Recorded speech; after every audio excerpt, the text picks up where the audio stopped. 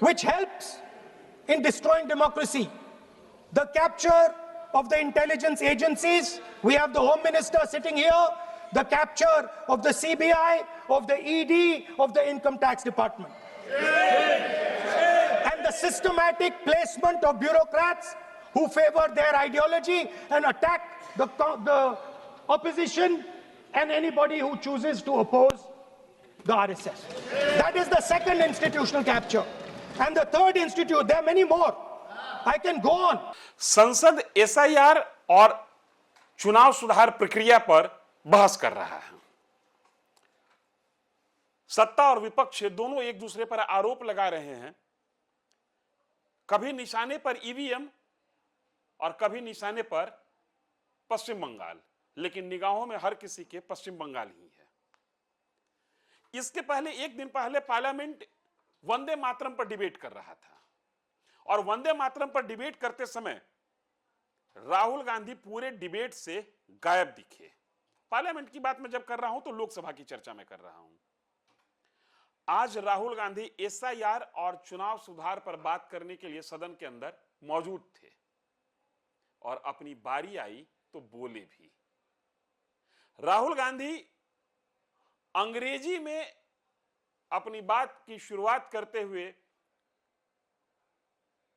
इस देश के डाइवर्सिटी, इस देश की विविधता पर चर्चा करते हुए उन्होंने कहा कि इस देश की विविधता पर एक चीज थोपा जा रहा है जो यूनिफॉर्म है, जो उत्तर से लेकर दक्षिण तक एक जैसा है, वो थोपा जा रहा है आरएसएस।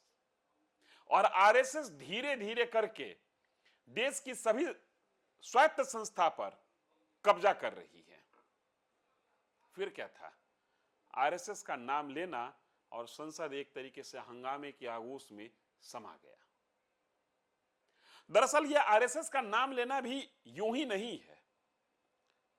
पार्लियामेंट में एसआईआर और चुनाव सुधार पर बहस करने वाले हर पार्टी और हर नेता को इस बात का एहसास है कि इस बहस की गूंज पश्चिम बंगाल तक जाएगी और पश्चिम बंगाल में एक वोट बैंक को कैप्चर करने के लिए कोई इलेक्शन कमीशन को निशाने पर ले रहा है, कोई सरकार को निशाने पर ले रहा है और राहुल गांधी ने आरएसएस को निशाने पर ले लिया। राहुल गांधी ने कहा कि आरएसएस सरकार के माध्यम से तमाम संगठन पर कब्जा कर रही है और ये आरएसएस के कारण और वोट चोरी के कारण आप चुनाव दर चुनाव जीतते जा रहे हैं। आरोप लगाने की आजादी है, आरोप वो लगा सकते हैं, लेकिन हकीकत यह है कि बीजेपी 2024 लोकसभा चुनाव हार गई। 240 सीट पर बीजेपी सिमट गई। अगर जीता तो एनडीए जीता। अगर ईवीएम मैनेजमेंट और इलेक्शन कमीशन का फेवर किसी पार्टी को चुनाव जिता सकती है तो फिर बीजेपी को 240 सीट नहीं आनी चाहिए थी। लेकिन खैर, ये मेरे लिए डिबेट का विषय नहीं है, ये पार्लियामेंट के लिए डिबेट का विषय है। हम तो आपको छोड़े जा रहे हैं राहुल गांधी के उस वीडियो के साथ, जिस वीडियो में उन्होंने आरएसएस पर आरोप लगाया और संसद में एक हंगामा का नया दौर दिखा। लेकिन इस दौर में एक बात और खास दिखी। अमूमन तौर पर यह होता है कि जब कोई वक्ता बोल रहा हो और पार्लियामेंट में अचानक हंगामा शुरू हो जाता है तो वक्ता शांत हो जाता है, हंगामा थोड़ी देर के बाद हंगामा शांत हो जाता है। लेकिन इस बार ऐसा नहीं हुआ। राहुल गांधी बदस्तूर जारी रहे। अंग्रेजी में अटैक करते हुए, सरकार पर अटैक करते हुए राहुल गांधी ने कई तरीके के एग्जाम्पल से समझाया, चाहे वो हरियाणा हो, महाराष्ट्र हो, यहां तक कि बिहार के बारे में भी कहा कि आप वोट चोरी से जीते हैं। हालिया चुनाव बिहार में संपन्न हुआ है। यहां पर 202 सीट के साथ एनडीए बड़ी विक्ट्री दर्ज की है। आरोप दो तरह के लग रहे हैं। एक तो आप ईवीएम से वोट चोरी कर लेते हैं, उससे जीते हैं। दूसरा इस बार आरोप लग रहा है वोट खरीद लेने का, कि आपने वोट खरीद के वोट चोरी कर लिया। मतलब 10,000 रुपया जो महिलाओं को देने वाली बात हुई थी कि महिला को आर्थिक रूप से सशक्त करने के लिए, उनको स्वरोजगार के लिए 10,000 रुपया दिया जा रहा है और उनकी योजना अगर जो सरकार को लगे कि वो योजना उनके लिए एक उद्यमशीलता प्रदान कर सकता है तो उसके बाद उनको 2 लाख रुपया और दिया जाएगा। इस योजना को भी वोट चोरी से जोड़ा जा रहा है और संसद में इन्हीं दो विषयों पर शायद ही कोई सांसद ऐसा निकला जो इस बात को कहा हो कि हां, अगर जो ये समस्या है ईवीएम या वोट चोरी, तो इसको रोका कैसे जाए। आरोप प्रत्यारोप का खेल है। बहस दिल्ली में हो रही है, लेकिन बहस के केंद्र में कोलकाता है। हम आपको छोड़े जा रहे हैं राहुल गांधी के वीडियो के साथ। Which helps in destroying democracy. The capture of the intelligence agencies. We have the Home Minister sitting here. The capture of the CBI, of the ED, of the Income Tax Department. And the systematic placement of bureaucrats who favor their ideology and attack the opposition and anybody who chooses to oppose the RSS. That is the second institutional capture. And the third there are many more. I can go on. And the third institutional capture. What is this?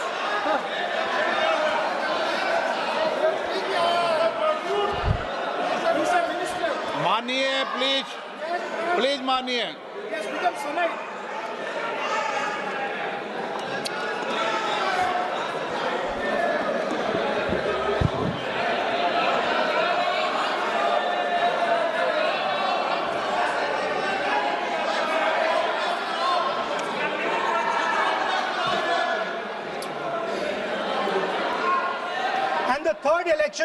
The third capture of the institution that directly controls the election system of our country, the Election Commission.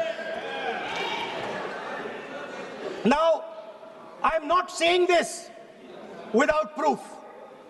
I have put forth adequate proof about how the Election Commission is colluding with those in power to shape the elections.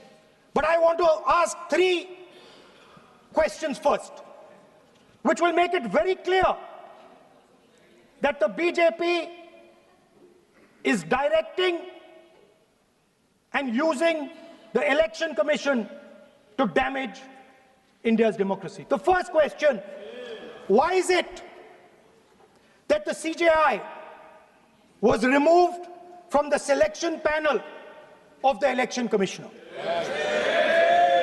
What motivation could there be to remove the CJI? Do we not believe in the CJI?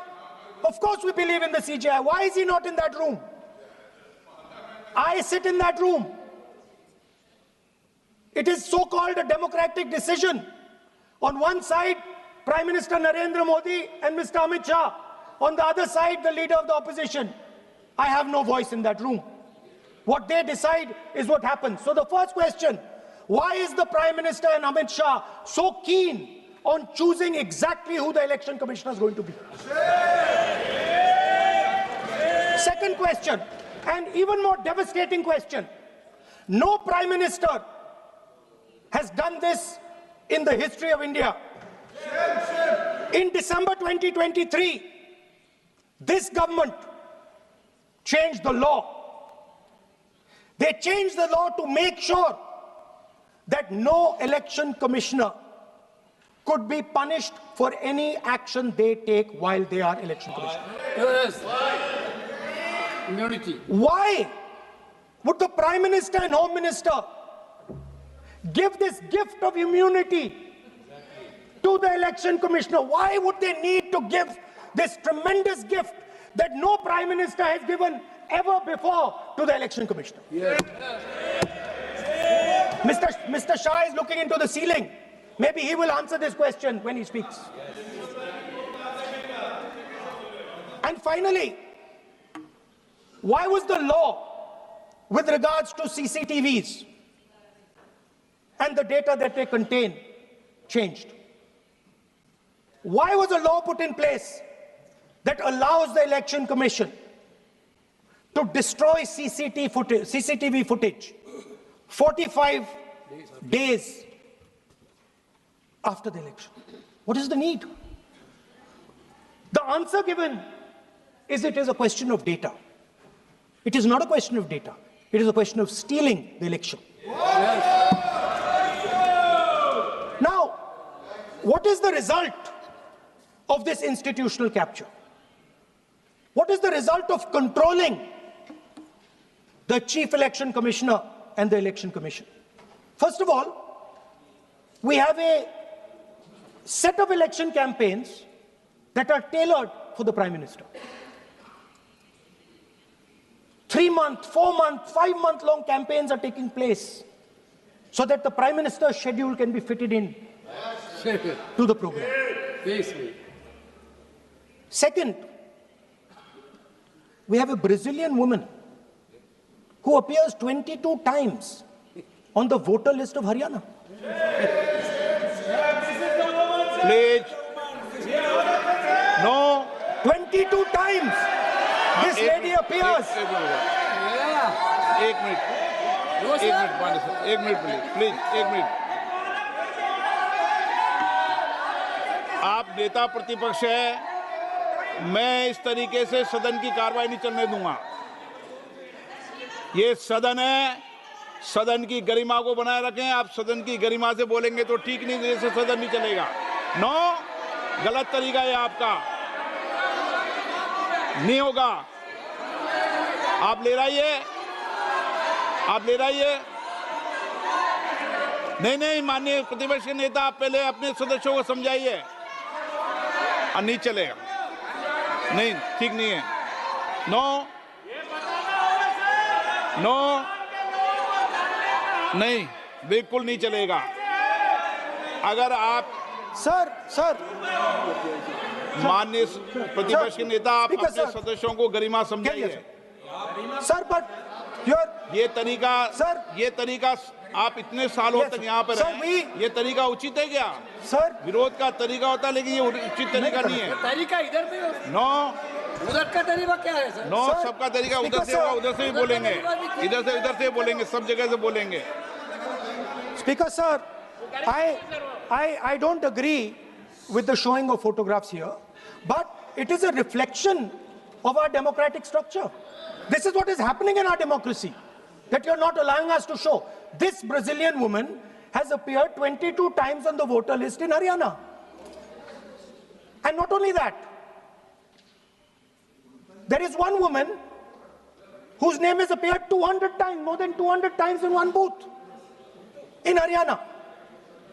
And it is very clear, and I have proven without doubt, that the election of Haryana was stolen. And the theft was ensured by the Election Commission of India. I've said it again and again and again.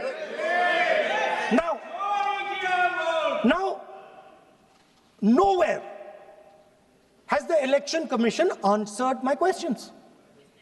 The Election Commission has not told me why this lady's picture has appeared on the polling list. They have not told me why lakhs and lakhs of duplicate voters are existing. They have not told me why a BJP leader is coming from Uttar Pradesh to vote in Haryana. These are straightforward questions. And there is clear proof which I have put in front of the country. Right? But the Election Commission has no answer to these questions.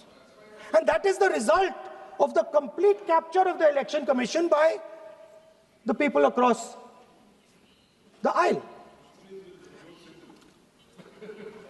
By the way, you're talking about SIR in Bihar. Let me say something about SIR in Bihar. Why is it that after the SIR in Bihar, 1.2 lakh duplicate photos are existing in Bihar, in the voting list? If you've cleaned up the voting list, why are there 1.2 lakh duplicates in Bihar? And we've not just proven this about Haryana. We have proven this in Karnataka, we have proven this in Maharashtra, and I'm absolutely certain this is how you're winning elections in Madhya Pradesh, in Uttar Pradesh, in Bihar, across the country. Now, so what I'm putting on the table is, it is very clear that you've captured the institution. I've shown the mechanism of that capture.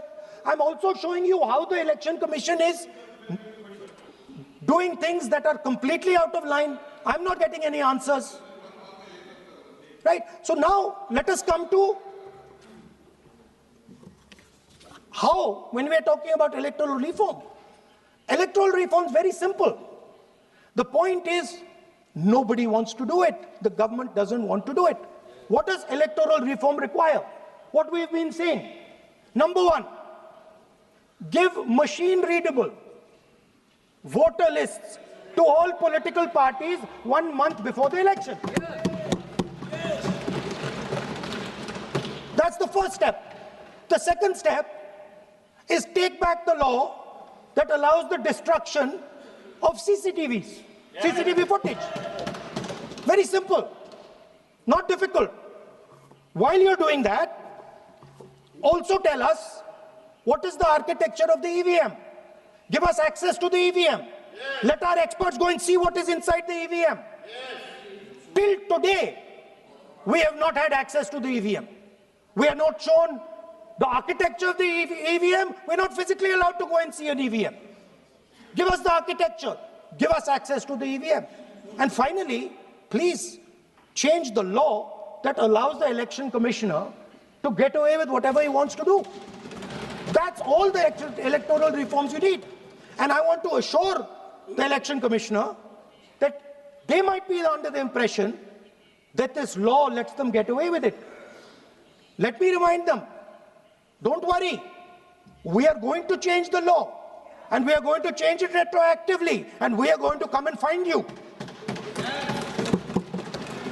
Right? So this is the situation that the country is faced with. You know, everybody says to us, India is the biggest democracy. Actually, I was thinking today, we're not just the biggest democracy, we're the greatest democracy. And I'm not saying it just like that. I'm saying it, America calls itself the oldest democracy. But the democracy that weaves together the largest number of people, the largest diversity of people, the largest number of languages, the largest number of states is this. And so our most powerful asset, the thing that stitches together the entire concept of modern India, stitches together the fabric of modern India, brings people together, allows them to build this great nation, is being attacked by these people. They're destroying it. You know they're destroying it. I know they're destroying it, and they know they're destroying it. And I'd like to conclude by saying that the biggest anti-national act you can do is vote chori. There is no bigger anti-national act that you can do than vote chori. Because when you destroy the vote, you destroy the fabric of this country.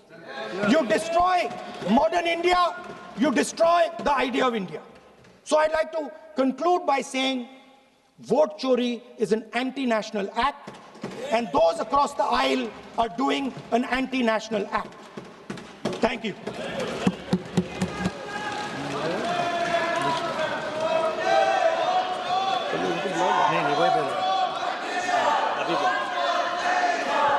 Nishikant Dubey,